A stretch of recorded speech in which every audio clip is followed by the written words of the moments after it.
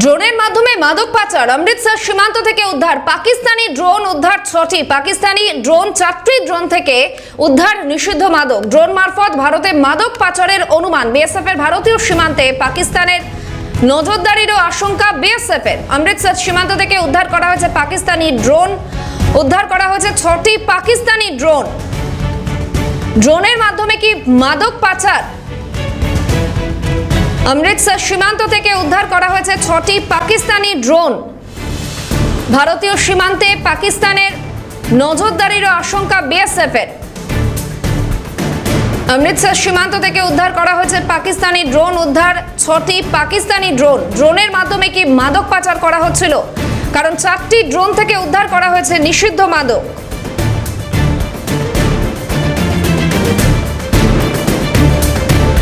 Telephone লাইনে রয়েছেন প্রতিনিধি শুভজিৎ দে। শুভজিৎ, একেবারে অমৃতসর সীমান্ত থেকে আটক করা হচ্ছে 6টি পাকিস্তানি ড্রোন, কি কি আপডেট রয়েছে বিষয়ে?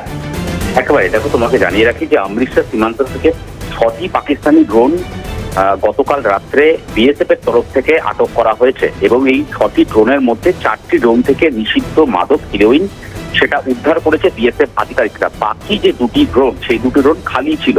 এক্ষেত্রে বিএসএফ আধিকারিকরা তারা মনে করছেন যে ড্রোনের মাধ্যমে ভারতীয় সীমান্তে একদিকে যেরকম নজরদারি চালাচ্ছে পাকিস্তান, অন্যদিকে পাকিস্তানি চোরাচালান কারবারিয়া বা অথবা যারা মাদক কারবারিরা তারা একদিকে এই ড্রোনের মাধ্যমে মাদক ভারতে প্রবেশ করার যে চেষ্টা সেই চেষ্টা চালাচ্ছে, একদিকে মাদক পাঠানোর যে প্রচেষ্টা সেই প্রচেষ্টা করছেন পাকিস্তানি মাদক পাচারকারীরা, আর অন্যদিকে এই ড্রোনের মাধ্যমে যে সমস্ত ছবি ক্যাপচার করা হচ্ছে সেই সমস্ত ছবি সরাসরি চলে যাচ্ছে পাকিস্তানি বিভিন্ন গুপ্তচর সংস্থা বা পাকিস্তানি বিভিন্ন সংস্থার হাতে এবং তার মাধ্যমেই গোটা যে সীমান্তবর্তী এলাকা সেই সীমান্তবর্তী এলাকাকে সুরক্ষিত করতে বাড়তি নজরদারি এই মুহূর্তে বিএসএফ এর তরফ থেকে নেওয়া হচ্ছে।